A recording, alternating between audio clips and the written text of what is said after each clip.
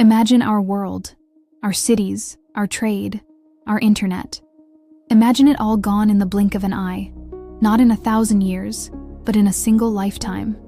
Impossible? It happened before. This is the story of the day the ancient world ended. A global collapse so sudden, so complete, it plunged humanity into a dark age for centuries. This is the mystery of the Bronze Age collapse. Around the year 1200 BC, the world was not primitive. It was a vibrant, interconnected system of superpowers. The pharaohs of Egypt commanded armies and built monuments that still defy imagination. The Hittite kings, masters of iron and diplomacy, ruled a vast empire from their fortress capital of Hattusa. In Greece, the Mycenaean warlords, the heroes of Homer's Iliad, lived in opulent palaces. Their ships dominating the Aegean Sea. They were the titans of their age. Their world was one of bronze, of chariots, of epic poems and grand temples. They had intricate trade networks, complex legal codes, and a diplomatic club of kings who called each other brother. And then, in the space of just a few decades around the year 1177 BC, they vanished.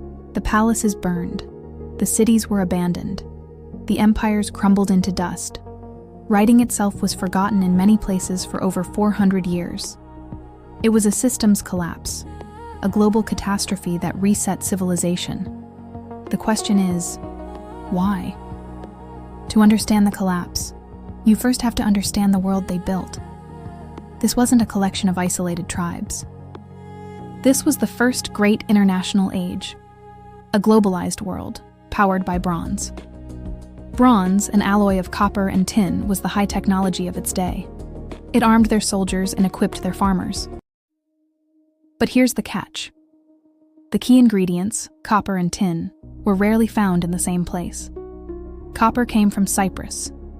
Tin came from the far mountains of Afghanistan. Gold from Egypt. Silver from Anatolia. Amber from the Baltic. This complex supply chain created a world bound together by trade. A single shipwreck found off the coast of Turkey, the Uluburun. It contained cargo from 9 different cultures. It was an Amazon delivery truck of the 14th century BC. And it wasn't just goods, it was ideas. Kings sent letters to each other, written on clay tablets. They arranged royal marriages, exchanged lavish gifts, and complained about pirates. We have their letters. We can read their complaints and their boasts. They felt invincible. They were the masters of the known world, their power seemingly absolute, their prosperity endless. They had no idea they were standing on the edge of a cliff. So what happened? For decades, historians blamed a single cause: barbarian invaders. But the evidence now points to something far more terrifying, a perfect storm of calamities that struck all at once. The first domino to fall was the climate. Analysis of ancient pollen and ice cores reveals a sudden, brutal shift. A mega drought, lasting for decades, settled over the Mediterranean. This wasn't just a dry summer. This was a catastrophic failure of the environment. The rain stopped. The harvests failed year after year. Famine stalked the great empires. We have letters from the Hittite court, begging for grain shipments from Egypt. The great chariot armies, the backbone of their military, were useless. A chariot can't fight famine. But the storm wasn't over. As the climate crisis deepened, the earth itself began to shake. The eastern Mediterranean is an earthquake zone. Archaeological layers from this exact period show massive destruction, not from battle, but from earthquake storms, a series of powerful quakes that leveled palaces and shattered infrastructure.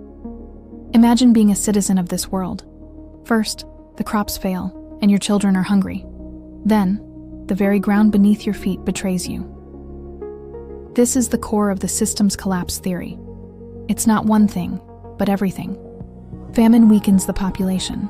Earthquakes destroy the central authority. What happens next? The people, starving and desperate, rise up. We see evidence of internal rebellions. The lower classes, with nothing left to lose, turning on their masters. The complex, top-heavy palace economies were now fatally brittle. The system was breaking. And into this chaos sailed a new, terrifying threat. They appear in the Egyptian records like ghosts from the sea.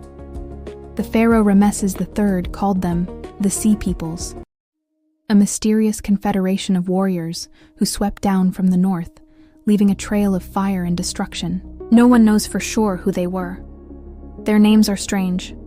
The Peliset, the Checker, the Sheridan. Were they pirates, an opportunistic military force? Or were they something else? Climate refugees, their own homelands destroyed, now searching for a new place to live by any means necessary. Their impact was devastating. They were the final push that sent the teetering empires into the abyss. We have a chilling final message from Ugarit, a clay tablet found baked in the fire that destroyed it. It's a desperate plea for help from the king. And have done evil things in my country. My father, do you not know that all my troops are in the land of the Hittites? And all my ships are in the land of Lycia? The country is abandoned to itself. May my father know it. That was the last message ever sent from Ugarit. Help never came. The city was burned to the ground, and never inhabited again. The Sea Peoples were eventually defeated by the Egyptians, but the victory was hollow. The world they had saved was already gone. The aftermath was a dark age. The great interconnected world shattered into small, isolated fragments. In Greece, the art of writing was lost for 4 centuries. Population levels plummeted. The survivors lived in the shadows of the Cyclopean ruins of their ancestors, telling stories of a lost golden age. Civilization had been reset. The story of 1177 BC is more than just ancient history. It's a warning. It shows how even the most advanced, complex, and powerful civilizations are fragile.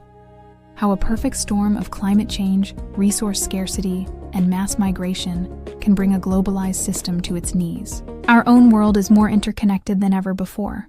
We, too, depend on complex supply chains, a stable climate, and international cooperation. The Bronze Age collapse reminds us that the future is never guaranteed. The world we know is not permanent. What do you think was the main cause of the collapse? Let us know in the comments below.